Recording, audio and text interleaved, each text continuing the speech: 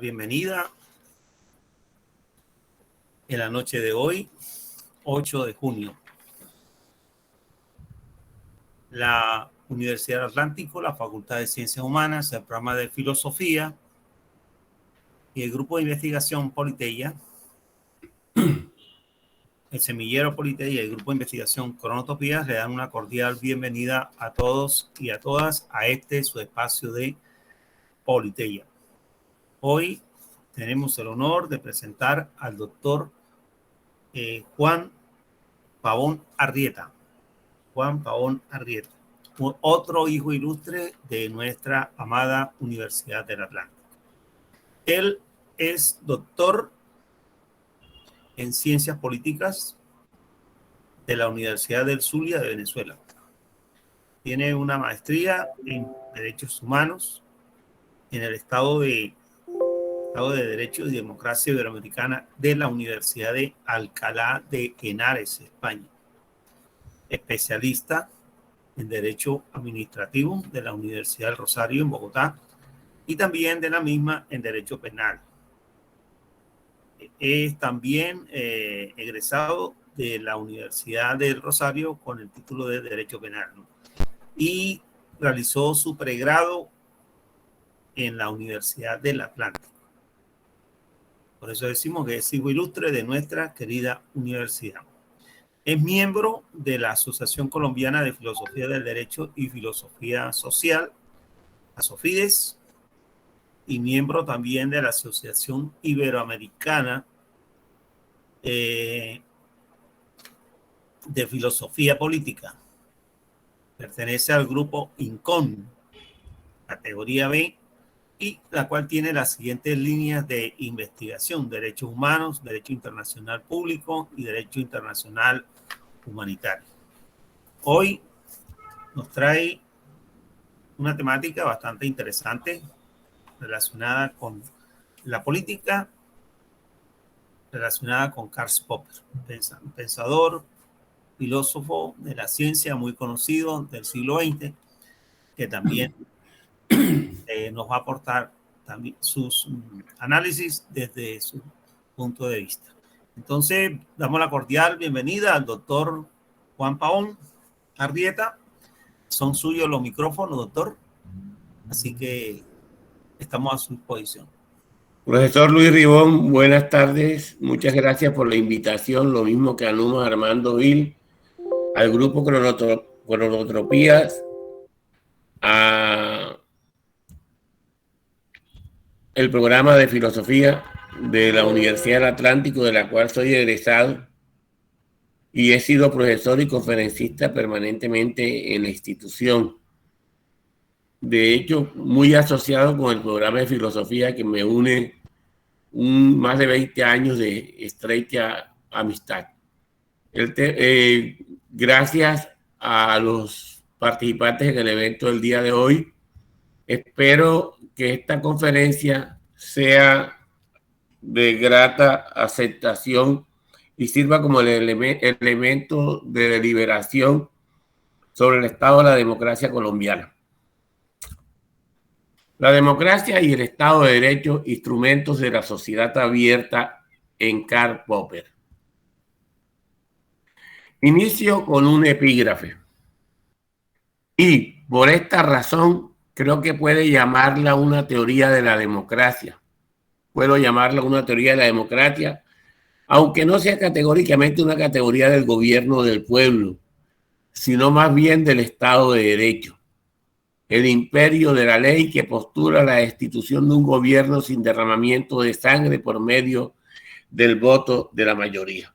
Aquí, en este epígrafe Popper, tomado más allá de la sociedad, del libro Más allá de la sociedad abierta, establece de entrada una diferenciación en el concepto de democracia que no se refiere al gobierno del pueblo, sino al gobierno de las reglas de juego y al gobierno de la razón, asociado más directamente con el Estado de Derecho. Su sumario es, primero, la metáfora de la sociedad abierta. Segundo, las características y raíces de la sociedad abierta. el papel de la democracia como el gobierno de las reglas de juego y de la protección de los individuos mediante el Estado de Derecho.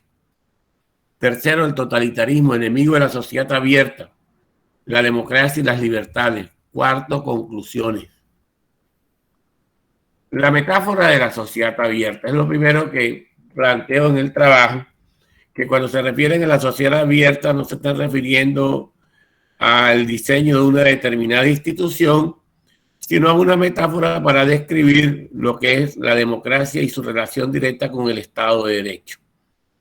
Entonces, inicio diciendo, el lenguaje humano, tanto científico como cotidiano, no puede escapar del mundo de lo metafórico. Es que nada es tan rico y necesario en imágenes como el lenguaje metafórico. Que la metáfora sea rica y necesaria en imágenes es la esencia del mundo metafórico, porque su fin es darle imagen a lo que carece de imagen, dado a la ocularidad que los griegos y romanos descubrieron en la naturaleza humana. Todo entra por la vista, y en la vista se identifican las diferencias que existen en el mundo.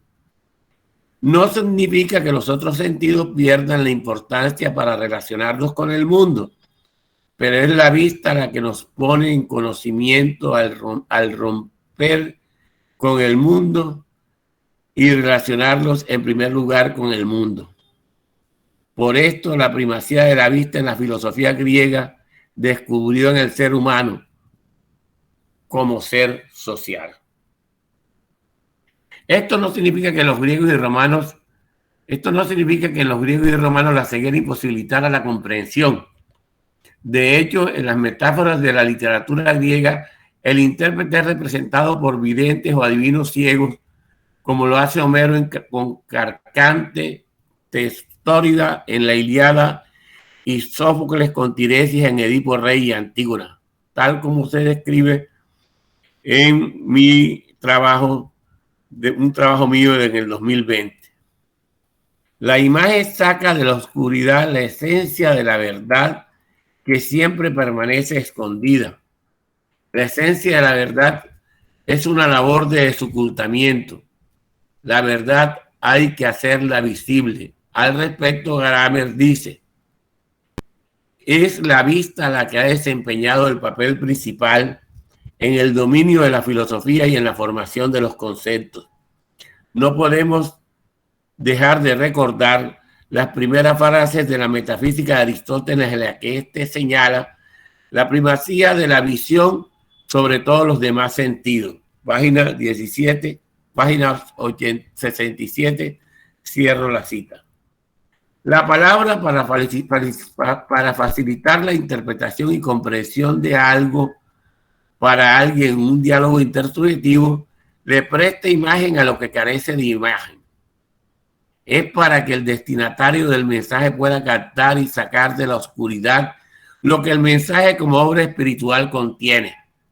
La palabra, al ofrecer imagen a lo que carece de imagen, facilita que el mensaje de la palabra pueda ser oído e imaginado, con lo que el poder de la fantasía se despliega en imágenes y puede ser oído o imaginado.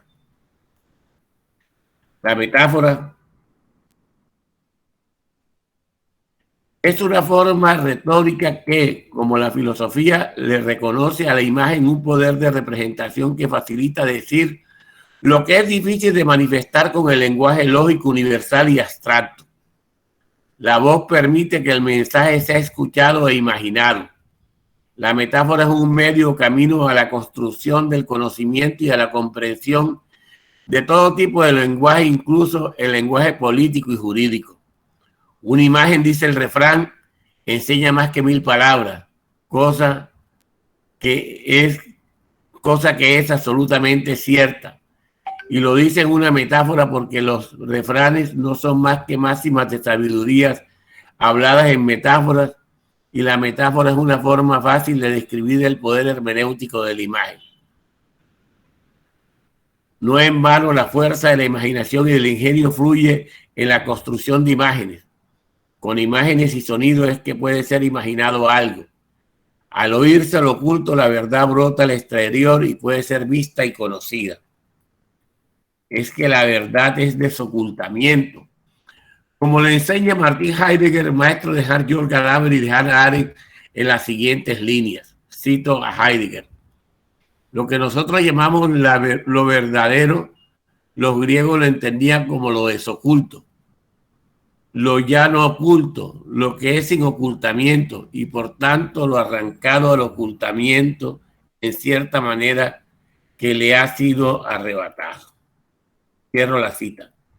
La metáfora, núcleo de la interpretación y comprensión, desempeña un rol hermenéutico en la medida en que facilita la interpretación y la comprensión de un mensaje, permitiéndonos construir mundos posibles en los que tiende a fracasar el lenguaje científico por su rigidez conceptual y ausencia de riqueza en imágenes, dado que el hombre es un ser dotado de lenguaje visual, nacido de la fantasía y tiene un poder creador en su ingenio representativo. No en vano se encuentra en Platón un bello lenguaje metafórico tal y como se manifiesta en el libro séptimo de la República, con la alegoría de la caverna que facilita la interpretación y comprensión del proceso de creación del conocimiento. Platón recuerda en el diálogo de Sócrates con Glaucón que todo es representación para develar lo oculto en las apariencias del mundo sensible y de la necesidad de guiarse por la luz del sol como representación de la imaginación para la construcción de conocimiento. Enseña el poder hermenéutico en la metáfora del decir. Cito aparte cómo inicia la alegoría de la caverna en el séptimo libro. Represéntate ahora el estado de la naturaleza humana respecto de la ciencia y de la ignorancia, según el cuadro que de él voy a trazarte. Imagina un antro subterráneo que tiene a lo largo una abertura que deja libre a la luz el paso. Cierro la cita. En este sentido, Popper apela a la metáfora de la sociedad abierta como una sociedad contraria a las sociedades cerradas del totalitarismo. Estas últimas en las que al ciudadano se le niega el aire que transmite la libertad de la vida pública y su disfrute, y que el totalitarismo, con su espíritu tribal y existencia de manada, impide que se respire el oxígeno que necesita todo individuo y que solamente le ofrece la democracia y el Estado de Derecho. La idea de la sociedad abierta es la imagen de un individuo que se realiza en el ambiente de una sociedad democrática bajo las normas de la razón, entre estas la recta razón jurídica y política en las que priman las libertades positivas y negativas. Popper cuenta que la metáfora de la sociedad abierta la construyó de la sensación que vivió en su primer viaje a Inglaterra en los años 35 a 36 del siglo pasado. Lo narra de la siguiente manera. Cito a Popper. Al venir de Austria, ocupada por el régimen nazista, le agrego yo, al venir de Austria, que si bien estaba gobernada por la dictadura relativamente blanda, se hallaba bajo la amenaza de sus vecinos nacionalsocialistas, sentí que al menos podía respirar libremente. Era como si se hubieran abierto las ventanas de golpe. El término sociedad abierta, que, como más tarde descubrí, lo había utilizado Bergson en un sentido diferente, deriva de esta experiencia. Cito la cita tomado de Más allá de la sociedad abierta. La democracia y el Estado de Derecho son las instituciones políticas de una sociedad que permiten tener abiertas las ventanas al individuo para que despliegue todas sus potencialidades sin trabas ni barreras que lo impidan y sin estar sometidos al reino de la arbitrariedad, la fuerza y la violencia. En rigor, de la sociedad abierta que nos habla y defiende Popper es la moderna sociedad liberal, y lo plantea desde la tradición ilustrada y el racionalismo crítico de la sociedad occidental. Segundo, de las características y raíces de la sociedad abierta, la democracia como el gobierno de las reglas de juego y la protección de los individuos mediante el Estado de Derecho. La sociedad abierta de Popper, en líneas generales, presenta unas características que la identifican, asociada a unos rasgos esenciales que la constituyen y unos mínimos que debe contener. Lo primero que la identifica es que el centro de la sociedad es el hombre como un ser libre y soberano, no el colectivo humano. Lo segundo es que la sociedad abierta tiene al hombre como un fin, como el fin de sus acciones y de su protección. Sin el hombre libre y soberano, protegido real y efectivamente sus derechos, no puede existir sociedad abierta. La sociedad abierta es la sociedad civilizada al servicio de los derechos del hombre. En términos generales, el hombre de la sociedad abierta es el individuo, así como el de la esfera pública, como lo es el ciudadano, pero no de cualquier hombre. Es aquel que no se disuelve en el grupo, en el mundo colectivo de una sociedad, sino que se mantiene en sociedad para asegurar y garantizar la realización de su libertad. El hombre no es una pieza de un órgano social, es un sujeto libre y titular de derechos y obligaciones correlativas. Es un hombre civilizado que tiene sus derechos y que le exija a la sociedad civil, llámese Estado, que se lo garantice y que esa libertad constituye una barrera infranqueable a las arbitrariedades de todo poder colectivo, individual, personal o institucional. Es un hombre que interpela y le exige a la sociedad y al resto de los hombres que le respeten su libertad y sus derechos. El tercer rasgo de la sociedad abierta es que reconoce al hombre que manifiesta en voz alta que es un ser digno. Es un hombre que grita desde lo profundo de su espíritu, no me instrumentalices, y la sociedad abierta reconoce esta situación. Por su parte, lo cuarto es que ese hombre en la sociedad abierta desea vivir en paz y en el diálogo intercomunicativo. En la sociedad abierta está proscrita la violencia como instrumento de la política y del gobierno de los asuntos gubernamentales. Lo quinto es que ese hombre de la sociedad abierta reclama conquistar el mundo como lugar más allá de las cerradas y limitadas fronteras de lo local y de lo nacional. Aspira en consecuencia a ser un ciudadano del mundo y el mundo como territorio de todas sus actividades. Lo sexto es que el hombre requiere para el libre desarrollo de su personalidad de unas condiciones de posibilidad como rasgos distintivos. Finalmente, y no por ello menos importante, el séptimo rasgo es que la sociedad abierta es pluralista, dinámica, tolerante, o mejor aún debe serlo, y dinámica que facilite el cambio y la búsqueda de la verdad en forma libre. Relacionado con las anteriores características de la sociedad abierta, Popper señala, cito a Popper, que cuáles son, a mi juicio, los rasgos característicos de una sociedad abierta. Citaré dos. En primer lugar, que el libre debate y en especial el debate acerca de la cordura o no de las decisiones que toma el gobierno debe ser posible dentro de una sociedad y debería ejercer una influencia en las políticas, y en segundo lugar, que las instituciones deben existir con el fin de proteger la libertad y a los pobres y a los débiles. Cierro la cita. Karl Popper agrega que todas las personas en una sociedad abierta tienen el derecho a un esquema de protección semejante. Él no establece un conjunto de reglas previas y fijas, sino que en su teoría lo que señala son unos mínimos característicos y rasgos irrenunciables que tienen que existir para garantizar una sociedad abierta como los ya descritos. Estos mínimos características y rasgos producto de la historia constituyen unas barreras de contención a la destrucción de la libertad del hombre en sociedad.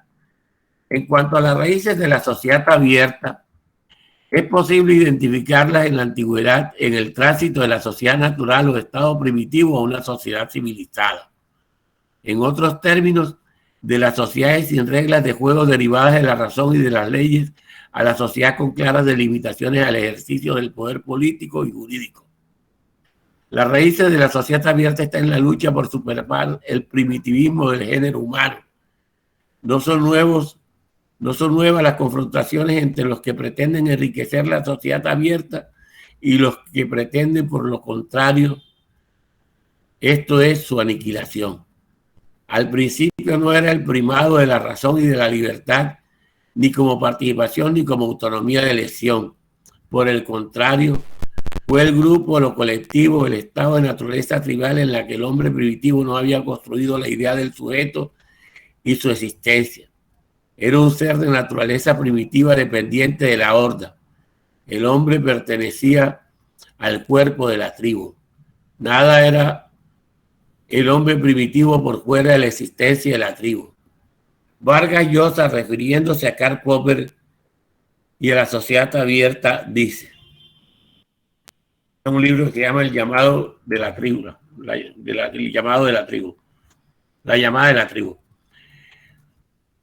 Cito a Vargas Llosa: en el principio de la historia humana no fue el individuo sino la tribu, la sociedad cerrada.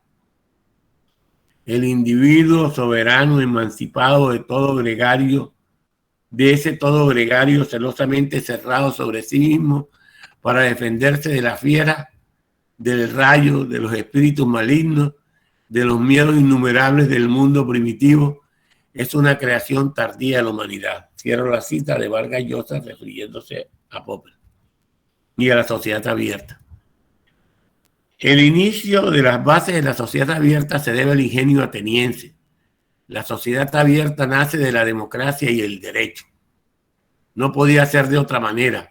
Es que la democracia da apertura al ejercicio del poder político a una más amplia participación de la ciudadanía y amplía la base participativa de la ciudadanía. En su marcada tendencia histórica, la democracia es ante todo un proceso. Se vive como una dinámica procesual de la ciudadanía en un territorio compartido en lo político. La democracia le abre el camino a una ciudadanía universal en el más amplio universo, independientemente que el universo de la democracia en sus inicios estuviese limitado a la polis. La democracia nace a orillas del mar de Atenas. Es que tiene su origen la sociedad abierta, es obra de la democracia y de las leyes. La figura de Solón, Clístenes y Pericles están a la vista. El espíritu humanitario de la democracia y su fundamento en la idea de igualdad se presenta en el sabio Solón, afirma las palabras de Plutarco. Cito a Plutarco. Según dicen, una conocida frase suya había dicho que la igualdad no causa guerra. Gustó tanto a los hacendados como a los indigentes. Cierra la cita. Y ante la oferta de sus amigos ofreciéndoles se declararan tiranos, el mismo Plutarco atesta que Solón manifestó, cito a Solón, la tiranía era una buena fortaleza, pero sin salida. Por su parte, Solón le respondió a Foco en forma poética: si me mostré en forma moderada en mi tierra patria y a la tiranía y a la violencia amarga no recurrí, mancillando y rebajando mi gloria, nada me avergüenza, pues pienso que así mejor venceré a todos los hombres. Y en la misma obra describe que Solón, ante la pregunta acerca de que si su gobierno había dictado las mejores leyes, respondió que había dictado las mejores de las que habría aceptado. La respuesta de Solón ante la oferta de que se convirtiera en tirano, real o mítica, y acerca de la calidad de las leyes creadas durante su mandato, evidencian una conducta encaminada a un profundo respeto a la legitimidad de su poder que descansaba en la ciudadanía de la polis.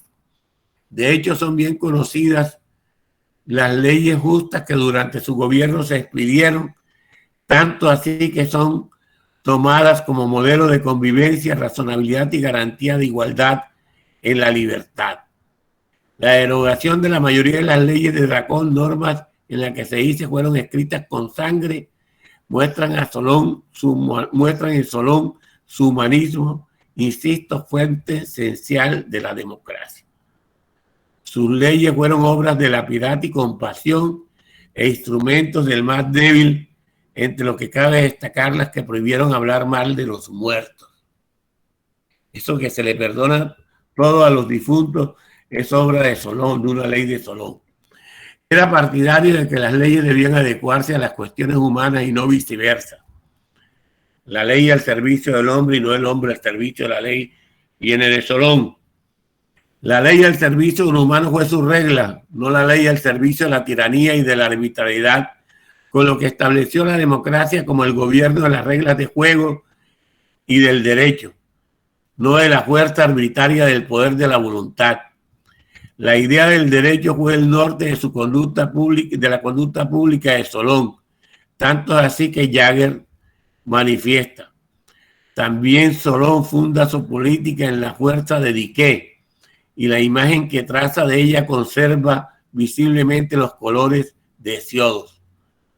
Es de creer en la fe inquebrantable de Hesiodo en el ideal del derecho haya jugado ya un papel en la lucha de clases de las ciudades jónicas y haya sido para la clase en lucha por sus derechos una fuente íntima de resistencia. Cierro la cita.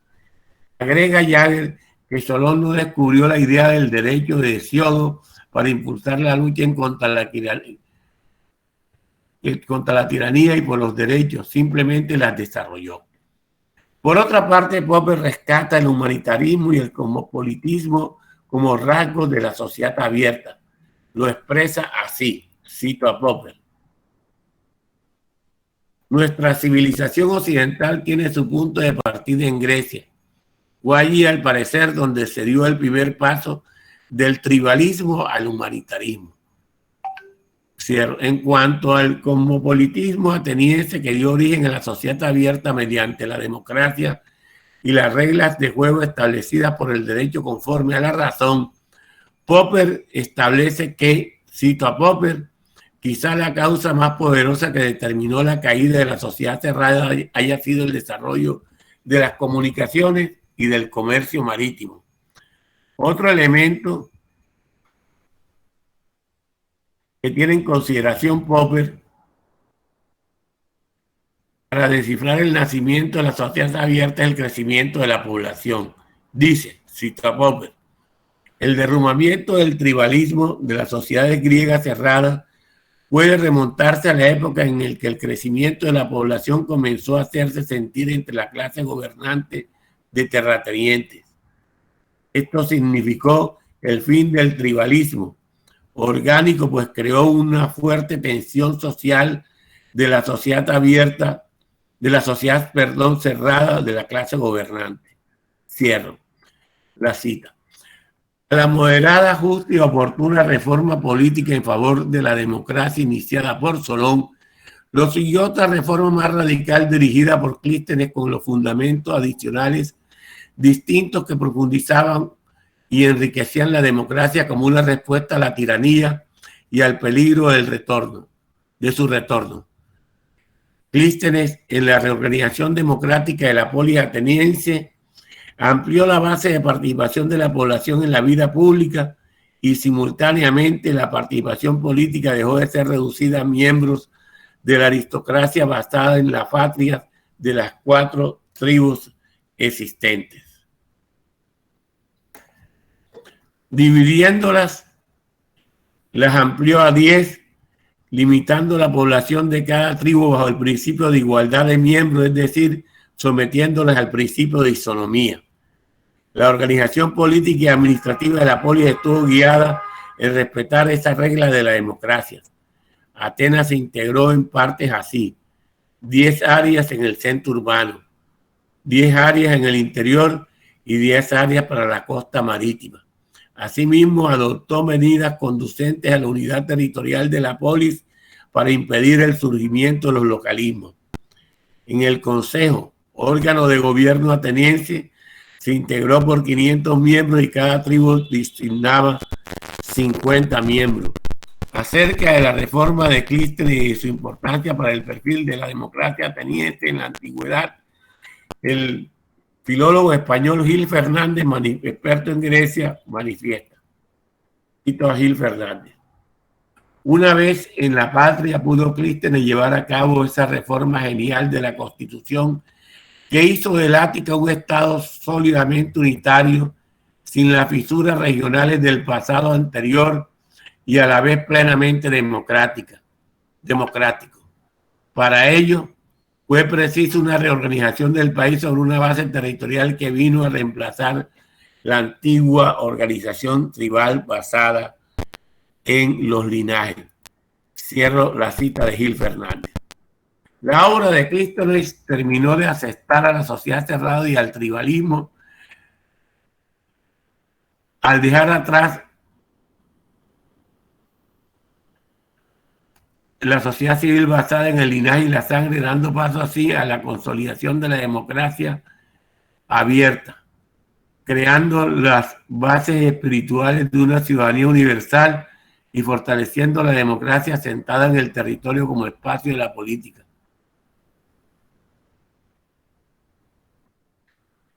De asestar un golpe. La sociedad abierta en Atenas alcanza su esplendor con Pericles. Es el gigante que agiganta la democracia y hace de Atenas bajo su conducción la gran ciudad que alberga el primer movimiento del espíritu del individualismo y de la libertad, que acoge a todas las manifestaciones del individuo en un ambiente de tolerancia y de respeto en el que se fomenta el arte, la filosofía y la política. La herencia de Solón y Clístenes fue enriquecida por este hombre excepcional, Pericles. Por su genialidad, Atenas se transforma en un imperio naval y el mundo mediterráneo se pone bajo su orientación, independiente de que la democracia nace en una sociedad esclavista. Pericles, demócrata de procedencia aristocrática con personalidad tolerante y siempre dispuesto a escuchar al otro. Su carácter tolerante está descrito por Plutarco. Este narra que en una ocasión en el Ágora, Pericles permaneció tranquilo y en el silencio ante las injurias y críticas de un hombre desvergonzado. Como respuesta, se dedicó a resolver cierto asunto urgente y por la tarde se marchó con calma a su casa y aquel hombre lo siguió, lanzando contra él toda clase de improperios. Cuando ya iba a entrar en su casa, como había oscurecido, ordenó a uno de sus criados que acompañara a aquel hombre con una antorcha y lo dejara en su domicilio. Esta anécdota pinta el alma de un demócrata que defiende la libertad de expresión incluso ante sus excesos. No lo persigue, por el contrario, le garantiza su derecho a expresarse y su protección a la vida. La defensa de las instituciones democráticas, así como el rechazo a la tiranía y el concepto de la democracia en el mundo contemporáneo, sigue actualmente, no es otro que el de Pericles en su famoso discurso fúnebre que rescata fielmente Tucídides, al que Popper considera quizás como el mejor historiador de la historia. Popper cita el discurso fúnebre de Pericles en los siguientes términos: nuestra administración favorece a la mayoría y no a la minoría. Es por ello que la llamamos democracia. Nuestras leyes ofrecen una justicia equitativa a todos los hombres por igual. La libertad de que gozamos abarca también la vida corriente. No recelamos los unos de los otros y no nos entrometemos en los actos de nuestros vecinos, dejándolos que sigan su propia senda. Pero esta libertad no significa que quedemos al margen de las leyes. A todos se nos ha enseñado a respetar a los magistrados y a las leyes y a no olvidar nunca que debemos proteger a los débiles. Y también se nos enseña a observar aquellas leyes no escritas cuya sanción solo reside en el sentimiento universal de lo que es justo. Cierro la cita. Tucídides no era precisamente un demócrata, no obstante, su honestidad como historiador está a prueba.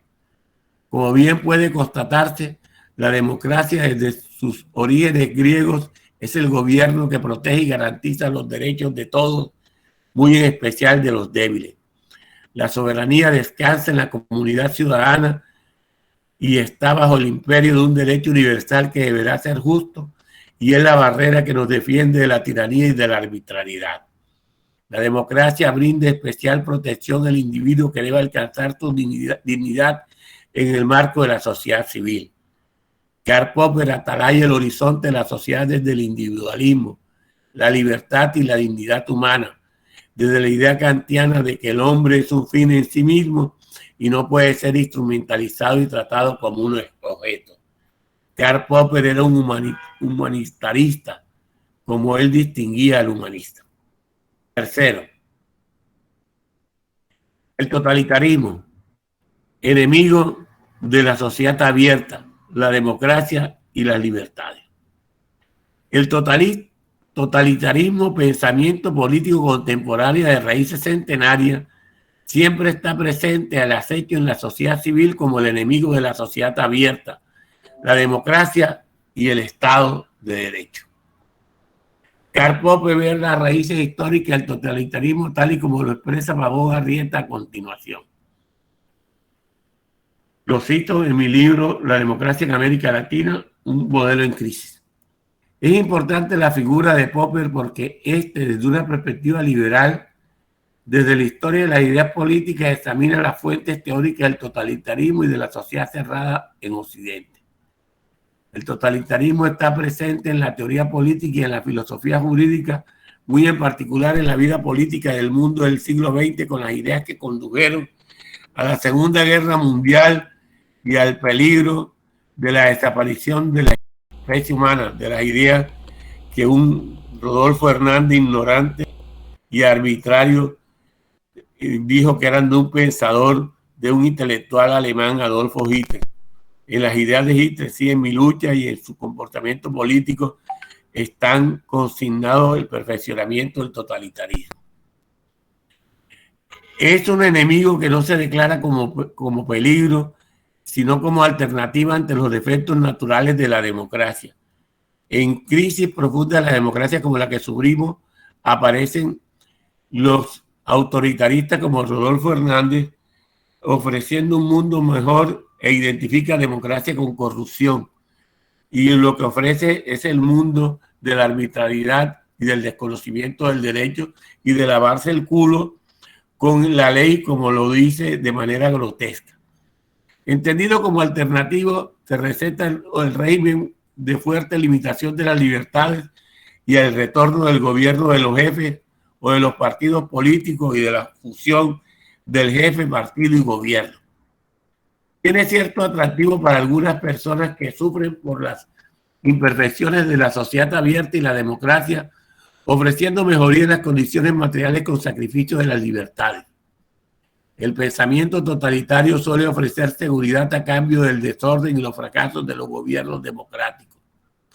El resultado de aceptar tal alternativa es perder la libertad y la seguridad de los derechos.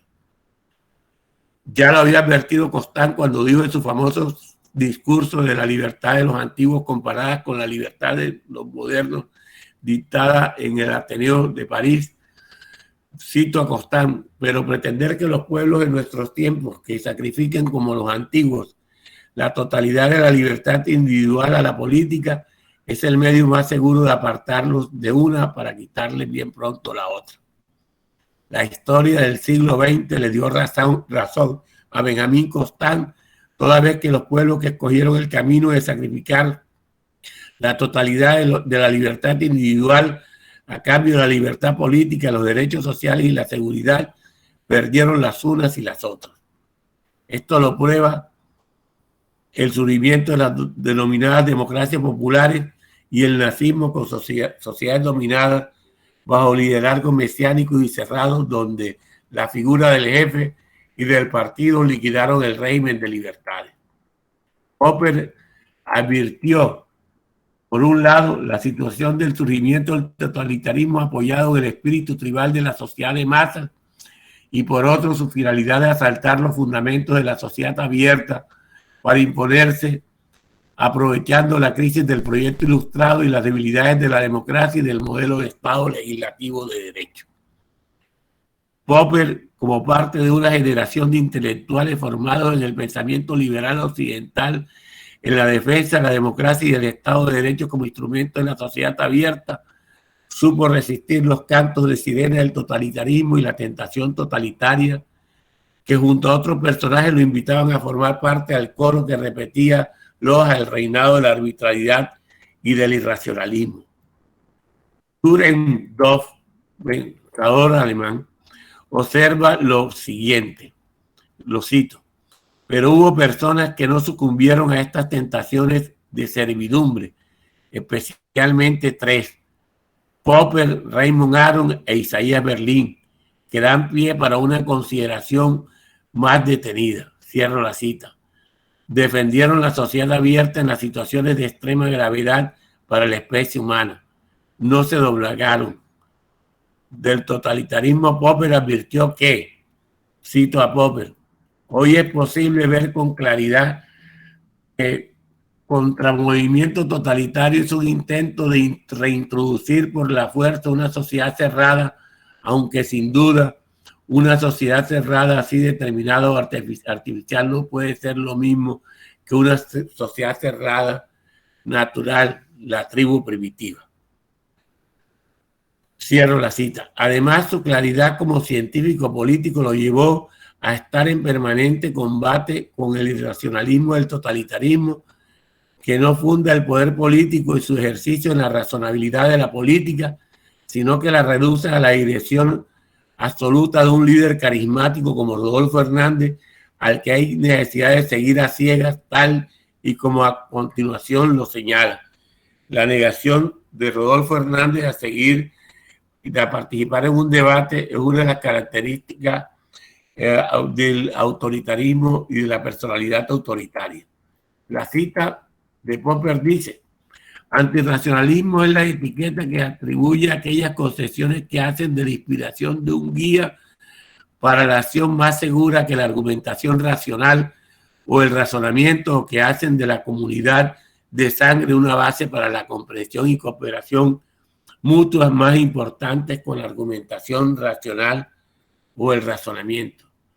Como si fuese poco, el totalitarismo trata de encontrar justificación en el historicismo y en el colectivismo, visiones que ven un destino inexorable que conduce a la sociedad tribal como paraíso o Edén en la tierra del hombre, un complemento del paraíso celestial y una recuperación del paraíso perdido con la descomposición de la sociedad tribal.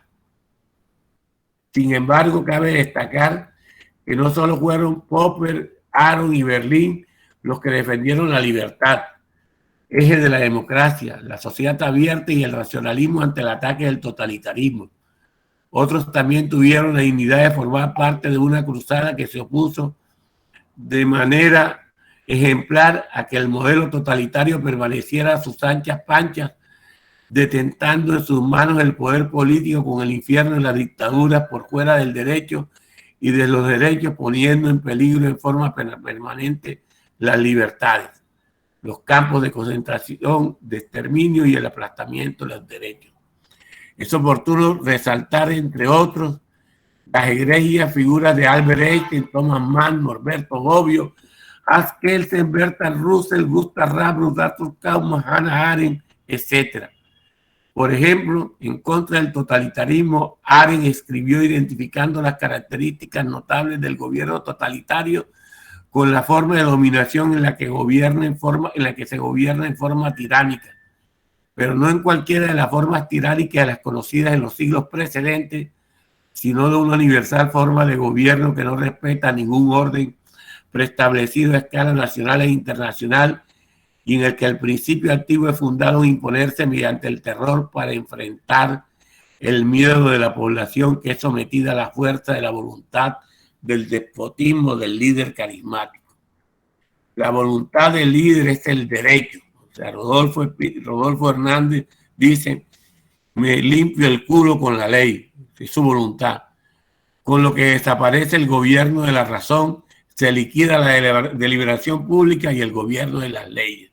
Arendt manifiesta que, por lo tanto, si la ley es la especie del gobierno constitucional republicano, El terror es la esencia del gobierno totalitario.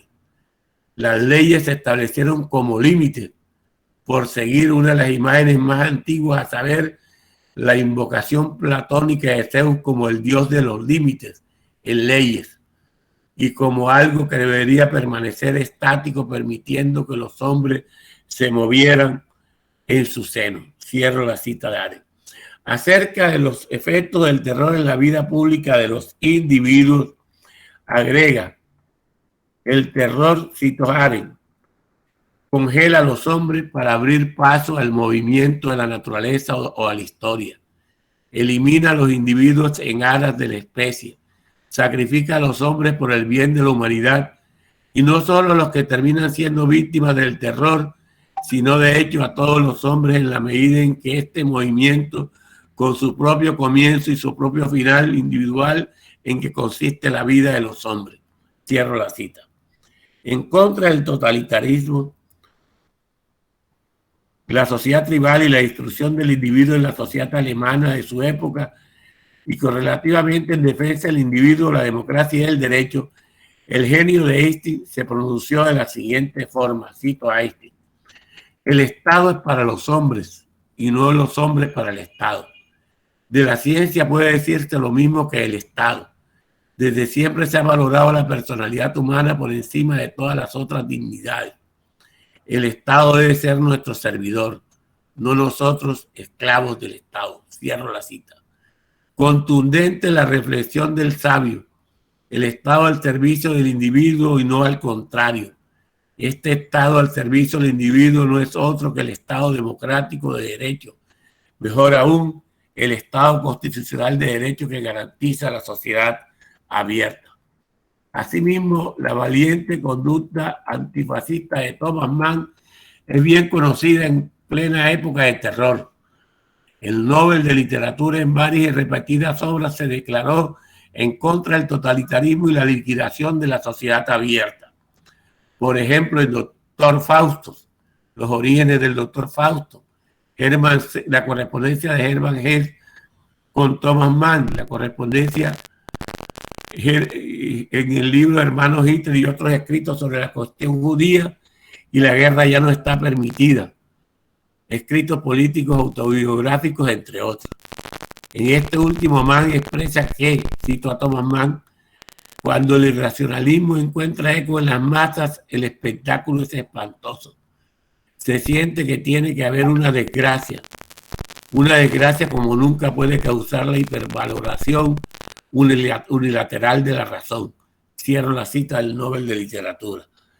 También en otro de sus escritos, Thomas Mann advierte que la misma intelectualidad puede caer rendida a los pies del totalitarismo cuando es atrapada por el discurso tribal y genuflexivo y entregada a la idolatría de las masas, como está pasando ahora con William Ospina y su apoyo a Rodolfo Hernández, tal y como a continuación se cita. Cito a Thomas Mann. En Alemania hemos tenido ocasión de averiguar la miseria a la que puede llevarnos a las personas de espíritu. Los estudiosos, los escritores y los pensadores, por su afán infortunadamente falto de vincularse a la nación y confundiendo al pueblo con la masa, descienden a la altura de la plebe y se rebajan al servicio de apoyar con el intelecto los lemas del vulgo. Cierro la cita. La estupidez humana es una variable que no es tomada en cuenta para examinar las relaciones sociales y políticas.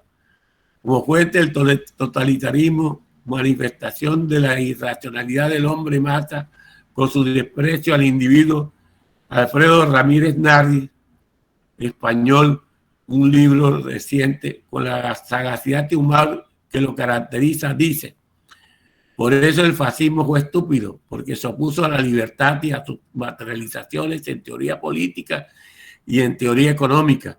La democracia liberal y la economía de libre mercado, las cuales como aliados de la libertad individual, eran entonces y siguen siendo hasta ahora opciones políticas y económicas inteligentes. Cierro comillas. En el mismo sentido se había pronunciado Teodoro Adorno en defensa de la libertad y del ingenio humano al decir: cuando todas las acciones son matemáticamente calculadas, adquieren un carácter estúpido.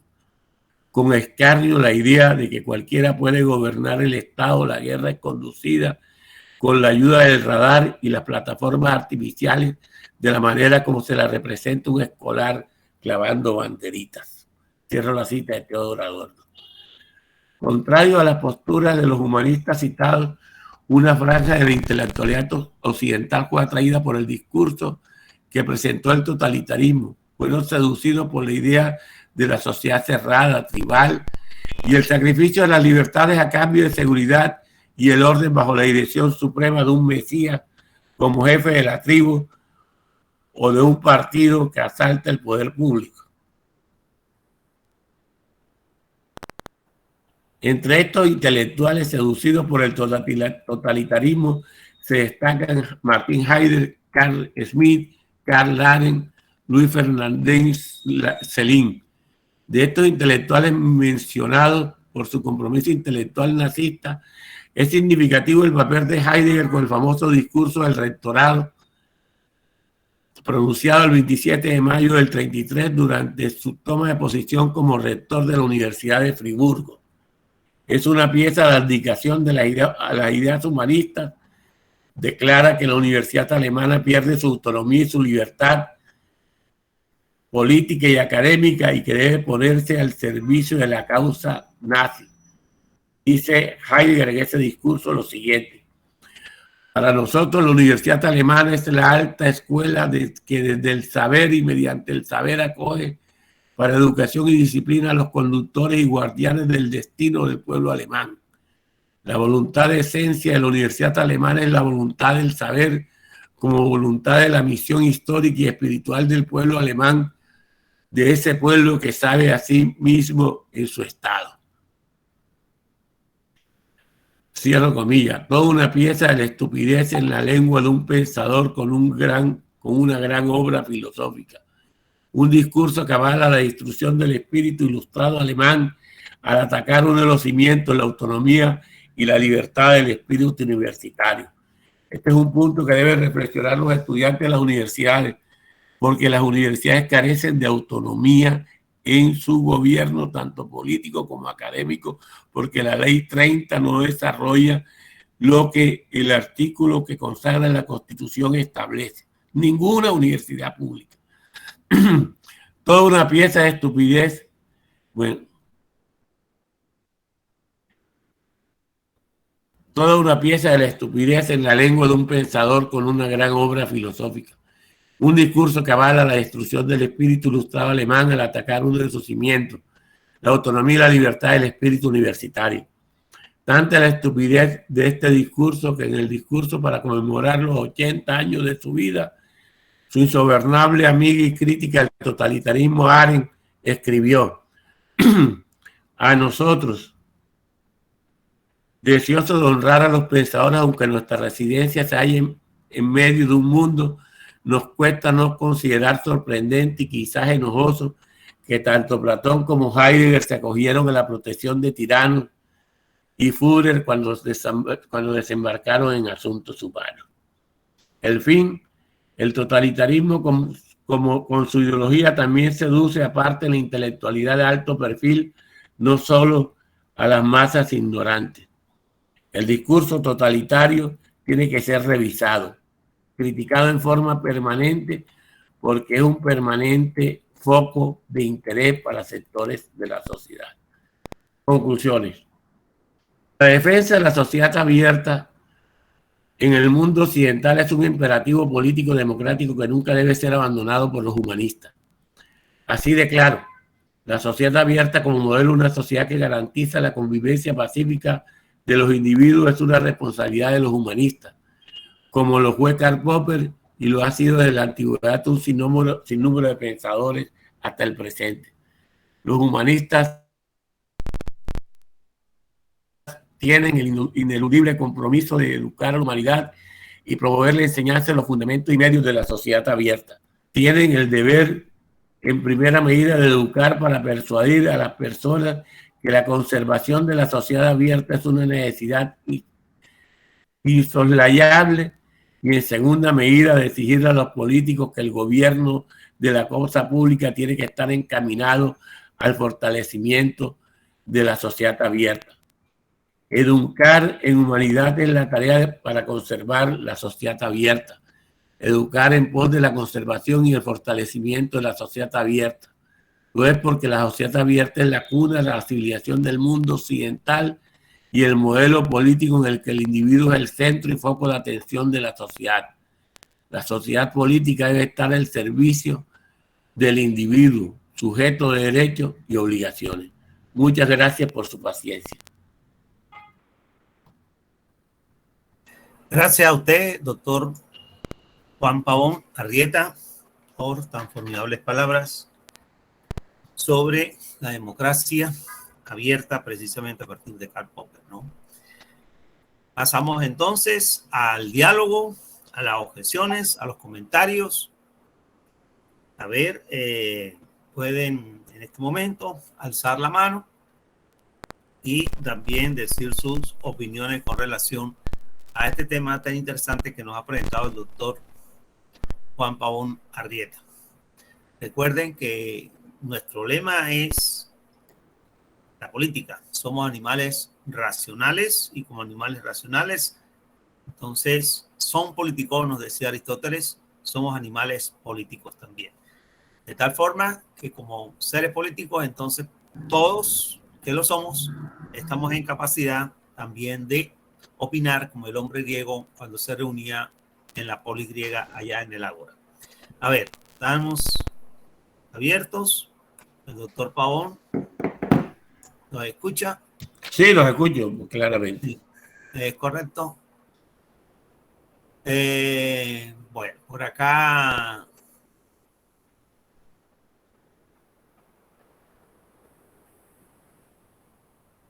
Jairo Julio García hace un comentario, dice, si William Ospina siempre apoya a la derecha, votó por Zuluaga hace 8 años y le dijo que no a la paz en el 2016 y ahora esto, que por cierto también votó por Duque hace 4 años. ¿Qué nos queda hoy si votamos por Rodolfo Hernández?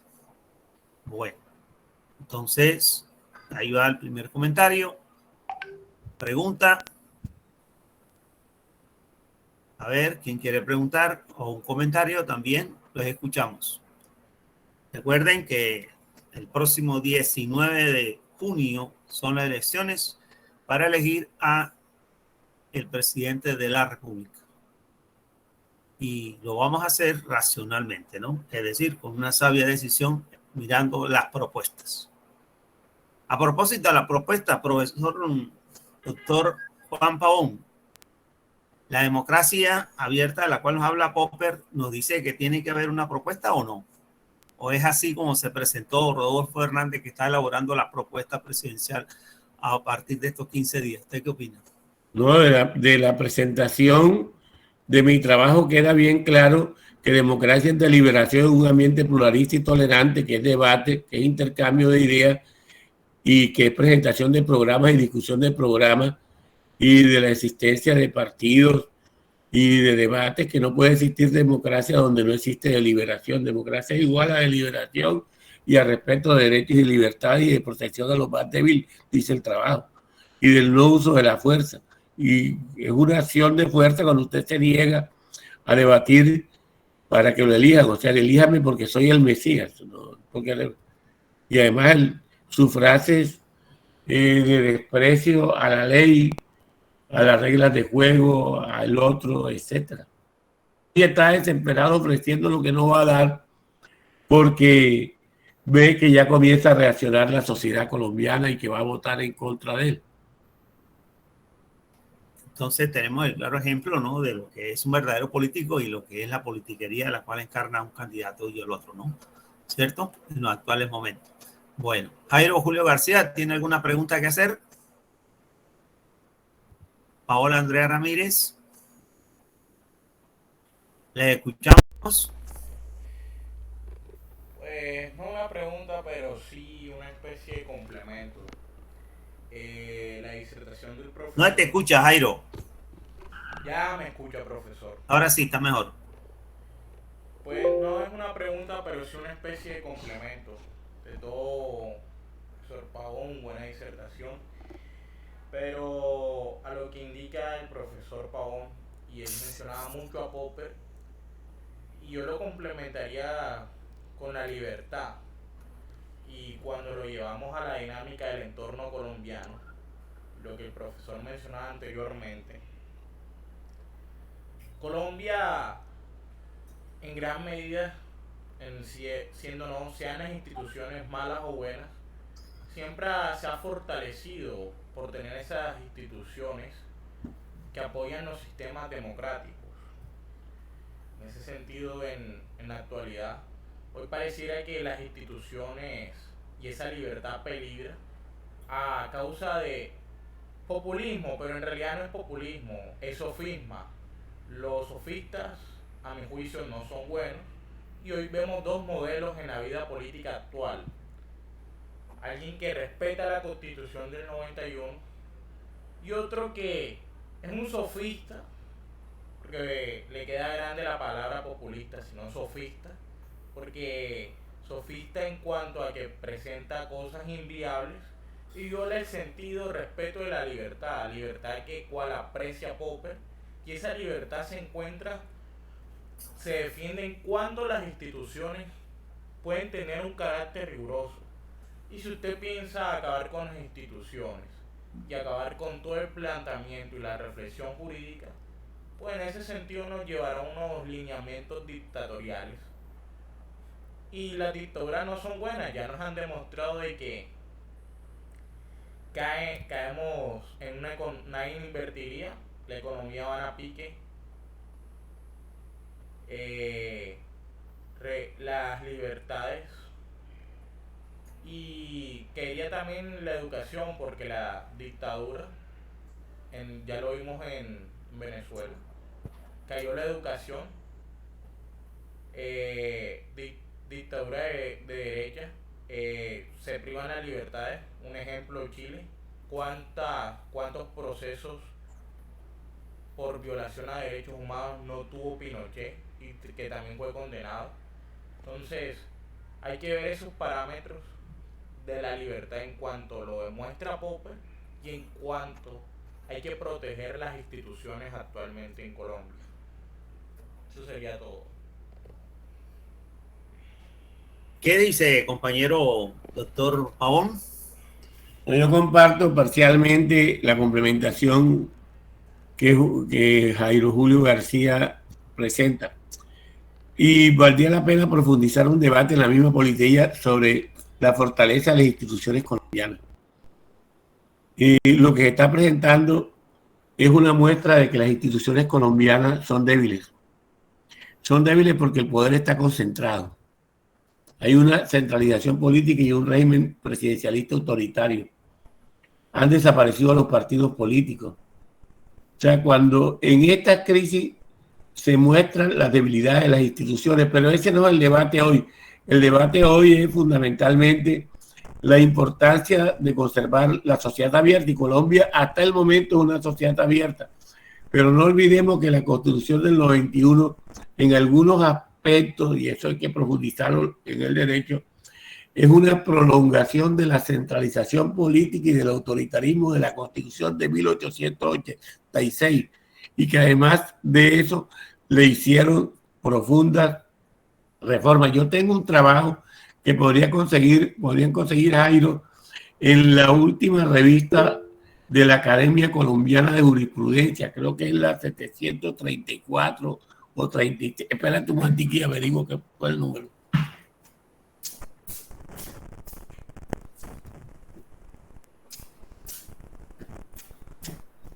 ...374.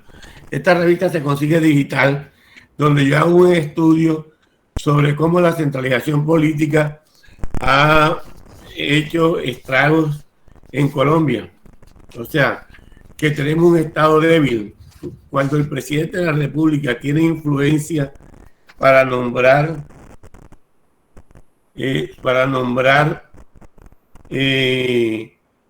Se llama el trabajo La regionalización, alternativa federalista para el fortalecimiento de la democracia y el Estado constitucional de derecho en Colombia. Esto del mes de diciembre se puede conseguir digitalmente, o estaba antes digitalmente, no sé, ahora en la Academia Colombiana de Jurisprudencia, de la cual yo soy miembro.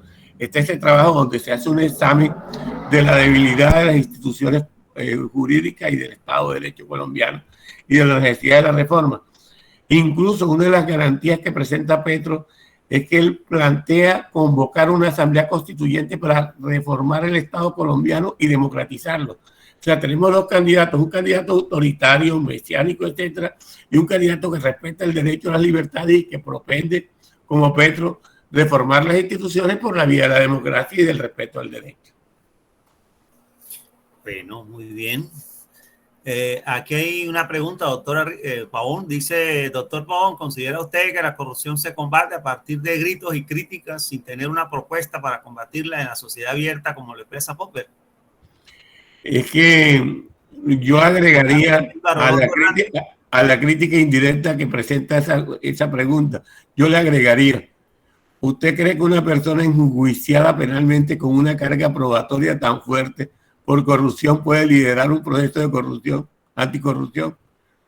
¿No será que la candidatura de Rodolfo Hernández es la candidatura de la corrupción y de la impunidad? Excelente pregunta también.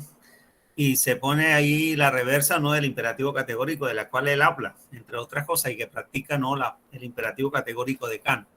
Y desde ese punto de vista no es el modelo que tiende para generar un tipo de hombre, ¿cierto?, honesto, ético, sensible, como él lo está proponiendo en su candidatura, ¿no?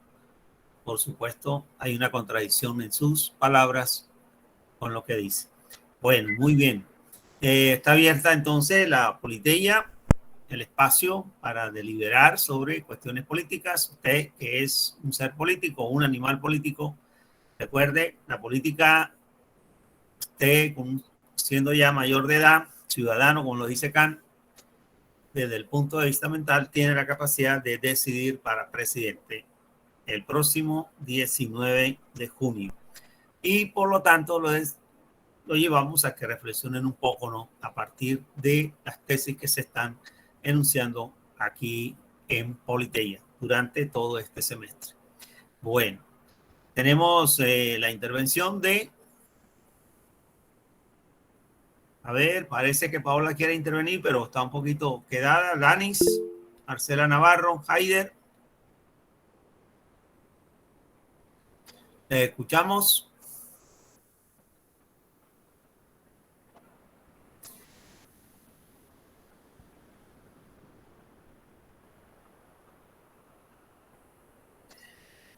Hay una pregunta que me asalta. Él dice ser un admirador, estamos hablando de Rodolfo Hernández, ser un admirador de Gilberto Tobón. ¿Tú qué opinas de eso? Porque Gilberto Tobón es también una persona que denuncia, según él, como él lo expresa también, ¿no? Entonces, que por eso lo admira tanto. ¿Qué opinas tú de esa relación Tobón-Hernández? Yo no veo ninguna. Yo me precio de ser amigo de Gilberto desde hace muchos años. Y yo creo que esa pregunta puede ser medio un insulto a Gilberto, no por el que pregunta, sino por lo que dice Rodolfo Hernández, lo que afirma. Otra cosa, Gilberto es un crítico permanente de la corrupción y de la arbitrariedad y un defensor del derecho y del Estado de Derecho y del régimen de libertades. O sea, una cosa es que está el cuento ese popular de que cuando van correteando a alguien, el ladrón comienza a gritar, cojan el ladrón. Es que Rodolfo Hernández está enjuiciado por un acto gravísimo de corrupción en el cual está involucrada toda su familia y donde pretendían apropiarse de 100 millones de dólares y está en fase de juicio. O sea, una persona acusada por ladrón, o sea, por corrupción. Y algo que me preocupa es que tenga seguidores y que los partidos políticos tradicionales vayan a rodearlo sabiendo las implicaciones. Esta Colombia hace 40 años no llegaba hasta tanto. Hay un deterioro ético en la nación impresionante. El hecho de que la alternativa política de los partidos tradicionales encuentren una persona juzgada por grave corrupción en lo público, sea su candidato, y que existan individuos convertidos en masas que aplaudan a un delincuente, son ni Barrabás, ni en el plebiscito Jesús o Barrabás. O sea, es inconcebible que la democracia colombiana haya llegado a tal grado de deterioro que tenga como candidato una persona que en nombre de la anticorrupción es un corrupto que vive de la corrupción. O sea, es inconcebible. Por eso Popper advierte: en los mesías, en las democracias, con discursos anticorrupción, aprovechando las debilidades, tratan de destruir todo. O sea, Colombia vive en estos momentos una crisis ética que la salvará el voto juvenil. Sí, César Augusto Maestre Acosta opina lo siguiente: es que de hecho Rodolfo Hernández ni siquiera tiene procesos contra la corrupción.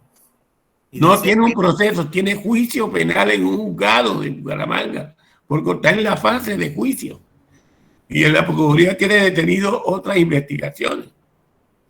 Está en juicio penal, la Fiscalía lo imputó. O sea, está juzgado, lo que no tiene es sentencia definitiva.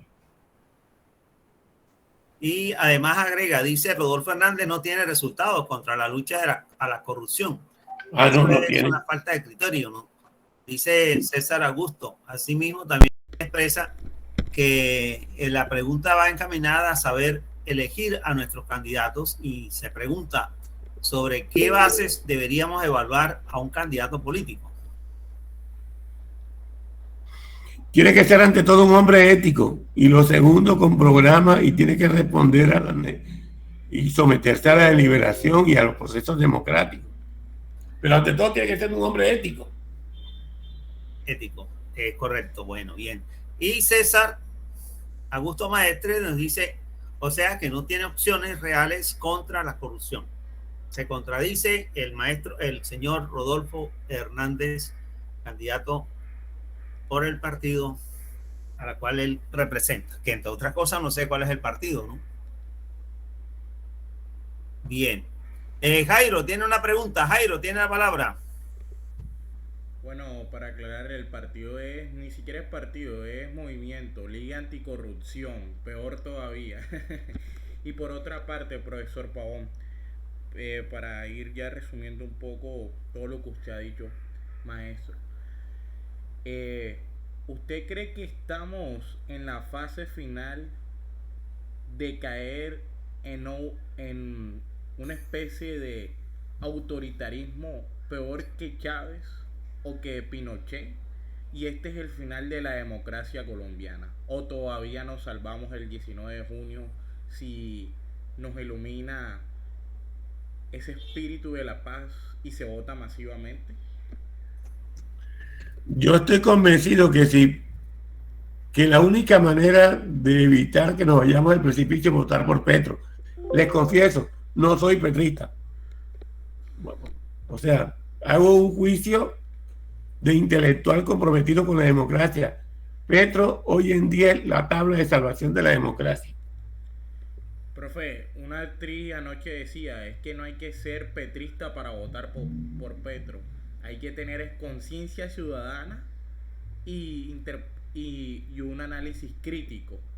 Y como lo decía el senador Sanguíneo hace una semana, votar por Rodolfo Hernández, y yo también comparto esa postura, es un salto al vacío. Y la historia nos ha demostrado que los saltos al vacío no son nada fácil de recuperarse. Salvarnos de dictaduras es comenzar desde cero, y la economía colombiana no aguanta dictaduras. Así es. Usted tiene toda una claridad sobre el tema. Lo felicito. Aquí hay otro comentario que dice: ¿cómo influye el fanatismo político y la ignorancia política a la hora de elegir un determinado candidato? Esto es una influencia total. Ese es el razonamiento, es que cuando el hombre se convierte en masa que critica a Popper, el hombre se vuelve fanático.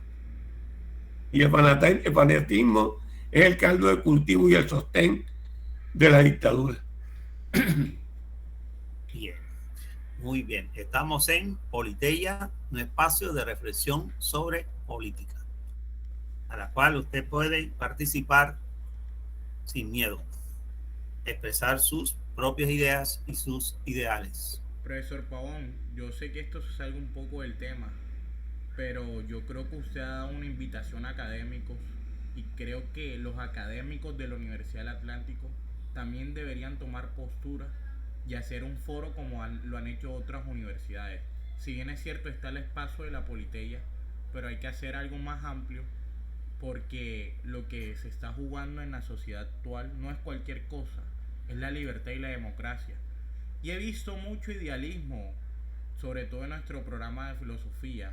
Creo que varios docentes no se dan cuenta de lo que se está jugando, varios profesores también de licenciatura o varios abogados que he visto que dicen que votan por Rodolfo Hernández, pero uno como abogado, ¿cómo va a apoyar a alguien que es la destrucción y algo que es de dañar las democracias liberales, como es la bella Constitución del 91?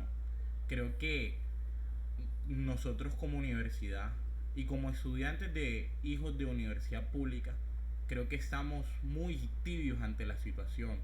No hemos alcanzado esa madurez intelectual, la cual encontramos en el pensador Kant cuando analizamos su bello escrito de qué es la ilustración. Nos falta encontrar esa autoconciencia, como nos llama Hegel, una invitación a salir, como usted lo decía, ese fanatismo, eso irracional. Hay que entrar de una forma más racional y un pensamiento no ligado a lo abstracto, sino algo concreto. Ir a las masas, pero de una forma simple y llamativa y que haga un cambio, porque creo que aquí en lo personal creo que todavía estamos muy estáticos y eso es peligroso. Espero que no arrepentirnos más adelante. Tú tienes toda la razón. De hecho, cuando me invitó Numa y Luis Ribón a este evento, yo venía a dictar una conferencia sobre el tema de la paz mundial a raíz de la invasión de Rusia a Ucrania. ¿Te acuerdas, Luis? Sí, señor. Ese era el tema. Y yo viendo el debate y la tragedia en la cual estamos involucrados, yo no podía estar hablando sobre Ucrania cuando tenemos el problema de las próximas elecciones que pueda abrirse paso una dictadura. Y cambié la conferencia con un trabajo que no ha sido publicado todavía y que está en vía de publicación en la revista Mauta. Sí, tú tienes toda la razón. La intelectualidad y los docentes y el medio universitario tienen que rechazar la propuesta autoritaria y totalitaria del Mesías corrupto Rodolfo Hernández. Es un problema de la defensa de las instituciones y de la defensa del derecho. Yo le decía a dos compañeros abogados veteranos que es inconcebible que un abogado que sigue las pautas que señaló Heráclito, que nos enseñó, cuida las leyes como cuida los muros que protegen tu ciudad, cuida las leyes, y a las leyes hay que cuidarlas más porque tienen el sentido de proteger el espíritu humano más allá de la vida humana que protegen las murallas de las ciudades antiguas. Un abogado que apoya a Rodolfo Hernández cuando éste dice que va a gobernar bajo el estado de sitio bajo la declaración de conmoción interior, como una especie de estado de sitio de 1886 de esa constitución, y que además que con la ley se limpia el culo. Me perdona la expresión tan brutal, pero es lo que él dice. Es inconcebible que un abogado pueda votar por él y que un estudiante de derecho pueda hacerlo.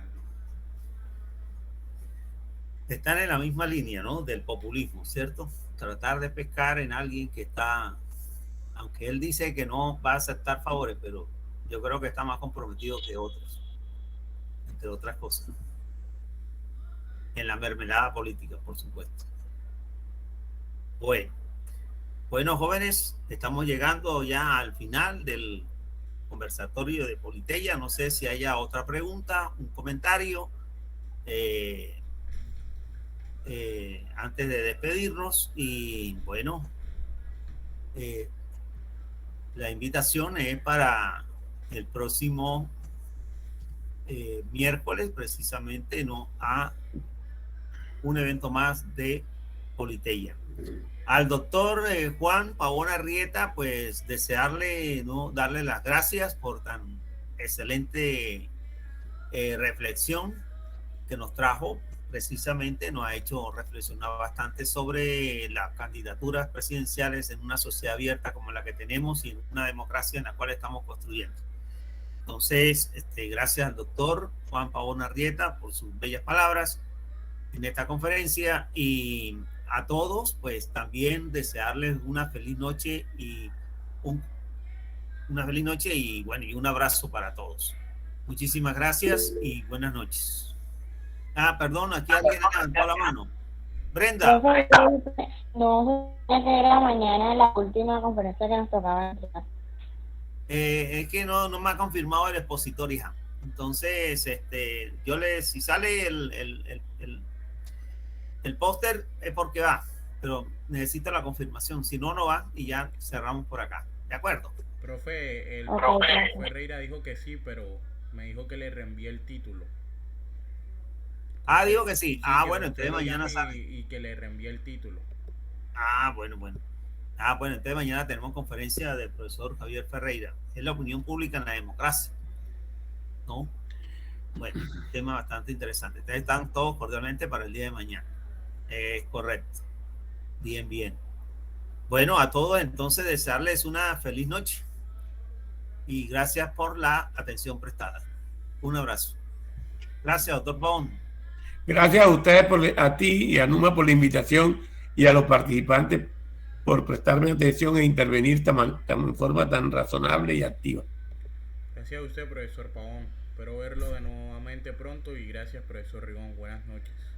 Si me invitan, con mucho gusto. Gracias, doctor Pavón. Siempre lo estaremos invitando.